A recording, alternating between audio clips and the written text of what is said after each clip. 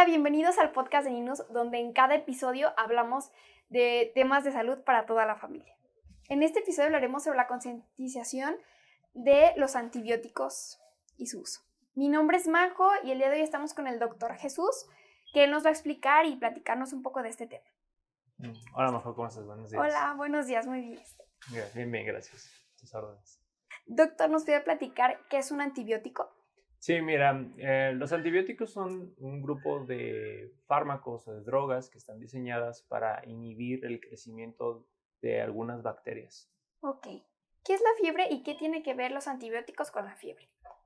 Mira, la fiebre es una respuesta del cuerpo hacia un proceso infeccioso en general, no necesariamente solo en infecciones causadas por bacterias, sino también por otro tipo de causas, por ejemplo, infecciones causadas por virus, infecciones causadas por parásitos, o incluso tiene relación con otras enfermedades que no son enfermedades infecciosas. ¿Una enfermedad viral requiere antibiótico? No, las infecciones virales no requieren tratamiento antibiótico. Y el motivo por el cual no lo requieren es el hecho de que los virus, o mejor dicho, los medicamentos antimicrobianos no tienen efecto sobre las infecciones causadas por virus, no matan virus, ¿sí? No están diseñados para eso. En caso de enfermedades virales, ¿se pueden complicar o transformar enfermedades bacterianas? Algunas infecciones virales tienden a generar situaciones en las cuales es más común que exista contaminación de algunos espacios, por ejemplo, de las vías respiratorias superiores o bien del tracto gastrointestinal. No necesariamente significa que una infección viral se va a convertir o se va a transformar en una infección bacteriana. ¿Cómo se pueden clasificar los antibióticos? Los antibióticos tienen muchas formas en las cuales se pueden clasificar. Algunas tienen que ver con un número de familias, como por ejemplo aminopenicilinas, aminoglucósidos, quinolonas, o se pueden clasificar de acuerdo a su método de acción, inhibidores de síntesis de pared, inhibición de proteínas, inhibición o alteración de las membranas. Entonces, depende de cómo los quieras clasificar. Ok. ¿Cuál es la diferencia entre un virus y una bacteria? Bueno, la diferencia más grande es que las bacterias sí son organismos celulares. Los virus no son células per se. De esto de qué o cómo nos ayuda a diferenciar uno de otro, bueno, las bacterias por sí mismas pueden crecer en ambientes que no necesariamente son seres vivos, por ejemplo, agua, plantas, pueden crecer en polvos, pueden crecer en vegetación muerta, por ejemplo, y los virus necesariamente requieren de un organismo vivo que les dé o les suplemente todo lo que necesitan para que se puedan seguir reproduciendo y después se pueden transmitir a otros seres vivos. ¿Nos podría decir por qué es importante concientizar el uso de los antibióticos? Fíjate que actualmente estamos viviendo o estamos atravesando por medio de una situación en la cual se considera que la resistencia a los antimicrobianos es un problema de alerta mundial. De hecho, esperamos, de acuerdo a algunas estimaciones de la OMS, que para el año 2050 la primera causa de mortalidad en el mundo sea la resistencia ante los antimicrobianos. Actualmente hay algunos grupos de bacterias que ya están bien determinados con respecto de las resistencias y que han sido o son emergencias prioritarias para la Organización Mundial de la Salud por varios motivos. Y uno de ellos tiene que ver con que no existen nuevos antimicrobianos que hayan sido desarrollados para su tratamiento y dos, que los nuevos antimicrobianos que han salido ya muestran tasas de resistencia en algunas de estas bacterias. Ok. ¿Qué es la resistencia bacteriana?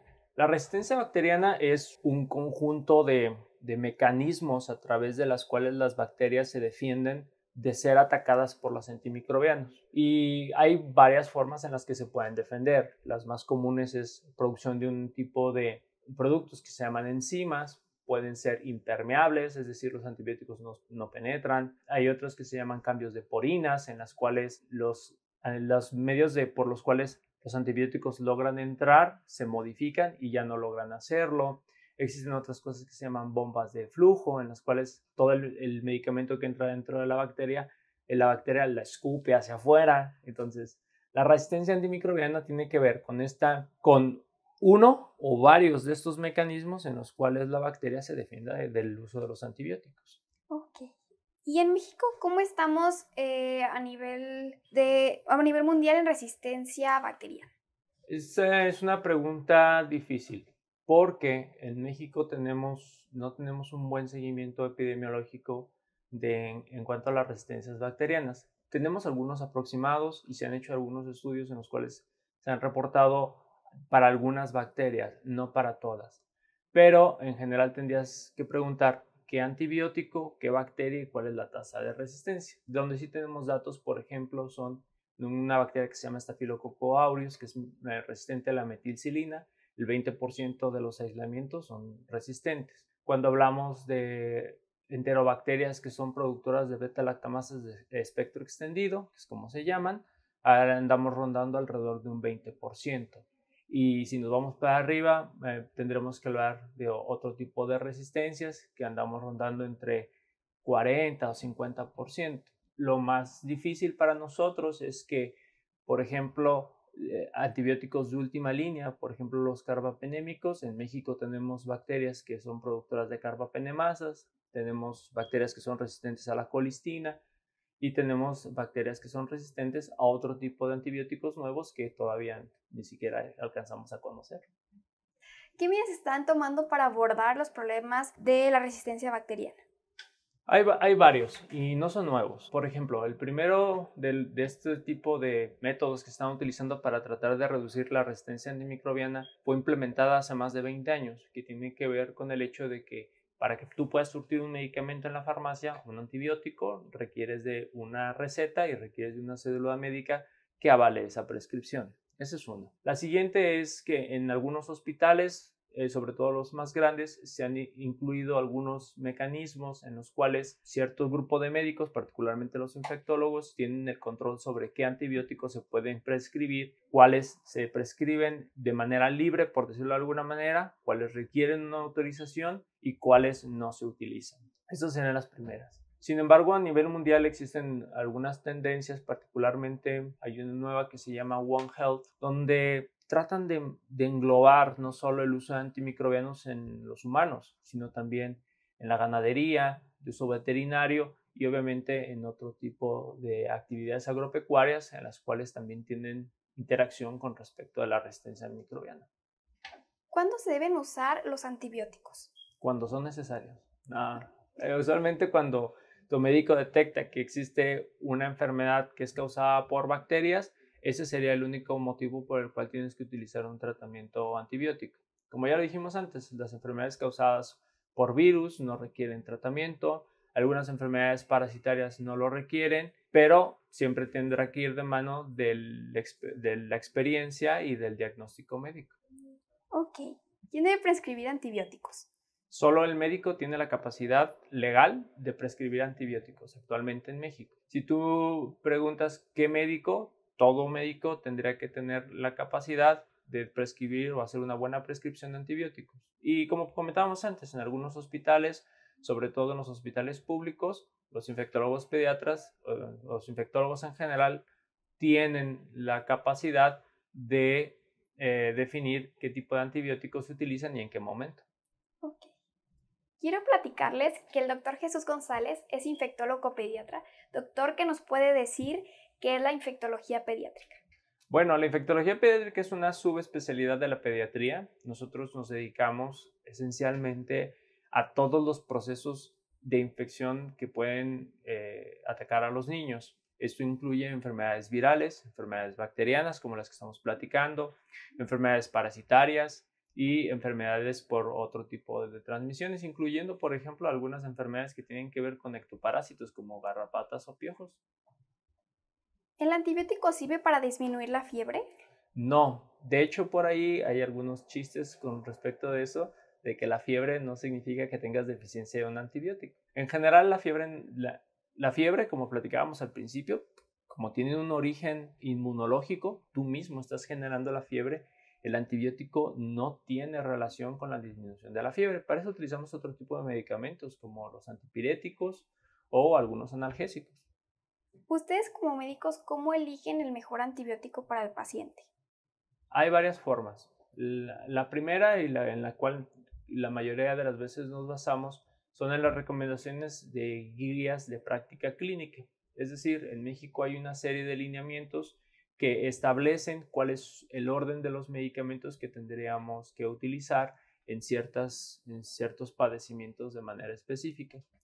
La segunda tiene que ver con la capacidad del médico y su experiencia para poder llegar a un diagnóstico estricto. Y la tercera tiene que ver ya en momentos especiales considerando otro tipo de situaciones como las resistencias bacterianas dentro de la comunidad. ¿Cómo se previenen las enfermedades infecciosas?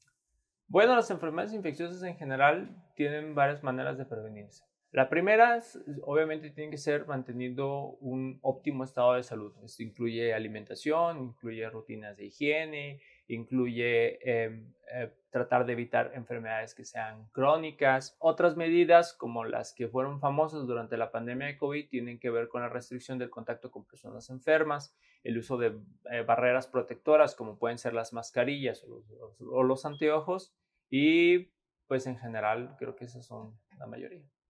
¿Cómo afecta el cambio climático la propagación y la aparición de estos? Fíjate que el cambio climático sí ha tenido repercusiones en cuanto a la distribución y a la dispersión de algunas enfermedades, particularmente las virales, no tanto para las enfermedades bacterianas. De hecho, por ejemplo, el caso más distinguible es el caso del virus del dengue. Hace algún tiempo, o hace mucho tiempo, solo se dedicaba o solo estaba concentrado entre los periodos o los espacios donde hacía más calor y en zonas tropicales, ¿no? Como incluía México, Brasil, Chile, Perú, y actualmente se ha abierto ese espacio por cambio del clima, de modo que en lugares donde antes no existía por causa del frío, como Europa o Estados Unidos, ya comienzan a tener algunos cambios con respecto de la epidemiología. ¿Cuál es el papel de un infectólogo y cómo trabajan en conjunto con otros médicos? El papel del infectólogo precisamente tiene que ver, podría ser desde el inicio del proceso de infección o puede ser cuando el proceso de infección ha superado los conocimientos de otros médicos. Nosotros usualmente nos dedicamos a enfermedades que son difíciles de tratar, bacterias que son multidrogo resistentes o extensamente resistentes y algunas situaciones especiales como son el caso de tuberculosis, infecciones por VIH o infecciones por algunos virus poco conocidos. Usualmente nosotros trabajamos en equipo cuando el médico pediatra o el médico internista han agotado las opciones que ellos han considerado para el tratamiento de algunas enfermedades infecciosas. Y en otros aspectos nosotros podemos llegar también a trabajar con respecto de causas desconocidas de fiebre o de procesos infecciosos que quedan poco claros su origen. Ahora que habla de la pandemia, escuchamos mucho de los lavados de manos. ¿Cómo nos puede platicar más de ese tema? Sí, fíjate que de todas las medidas que se pudieron tomar durante la pandemia, el lavado de manos resultó ser la más efectiva o la más costo efectiva con respecto de la prevención de las enfermedades infecciosas. De hecho, por eso es que aún después del término de la pandemia, el lavado de manos sigue siendo un punto clave con respecto a la prevención de las enfermedades infecciosas. Se utiliza todo el tiempo en hospitales y nosotros deberíamos de continuar con la práctica. Cuando tomamos un antibiótico y tenemos fiebre, ¿instantáneamente se quita? No, el problema con los antibióticos es que depende su funcionamiento de varias situaciones. Una de ellas tiene que ver con la concentración que se alcanza dentro de la sangre para que pueda llegar a los espacios donde tenemos el proceso infeccioso. Y esto toma tiempo. En algunos antibióticos incluso se requiere lo que se llaman dosis de carga para poder llegar a esas concentraciones. Y la segunda tiene que ver con el tamaño del inóculo, es decir, qué tan grande es el proceso de infección. De manera de que si yo no logro reducir la carga bacteriana en el lugar donde tengo un proceso infeccioso, la fiebre puede persistir a pesar de que haya iniciado mi tratamiento antibiótico. Como término general, nosotros utilizamos la medida de 48 a 72 horas de tratamiento antibiótico efectivo. Esto quiere decir, por ejemplo, que si tú tomas un antibiótico 2 veces al día, no esperamos que se retire la fiebre, al menos hasta que cumplas 6 dosis del tratamiento. ¿Qué sucede cuando los niños se toman antibiótico y lo vomitan? Buena pregunta. Fíjate que Dependerá de cuánto tiempo haya pasado después de la administración de su antibiótico. Si tú le diste un tratamiento y el niño inmediatamente lo vomitó porque no le gustó el sabor o porque te costó trabajo ofrecérselo, probablemente lo ideal sería repetir una dosis. Si han pasado 10, 15 o 20 minutos, la intención es no repetir esa dosis porque sabemos que una parte de ello ya se absorbió. Y esa dosis, independientemente de que el niño la haya vomitado, se tiene que tomar como una dosis efectiva. ¿Es mejor el antibiótico inyectado que el tomado? No, no es mejor. De hecho, el hecho de que tú des un antibiótico que va inyectado reduce en cierto modo tus posibilidades de tener tratamientos que sean exitosos o que puedan ser por un tiempo mucho más amplio, ¿sí? Esto es porque precisamente hay que acortar el tratamiento con respecto del número de días para no estar picando al niño durante tanto tiempo. Sin embargo, hay grandes estudios en los cuales se ha demostrado que la diferencia entre el tratamiento parenteral con respecto de la vía oral no es significativa. Agradecemos al Dr. Jesús González Carmona, infectólogo pediatra, por su valiosa información. Muchas gracias a ustedes. Gracias.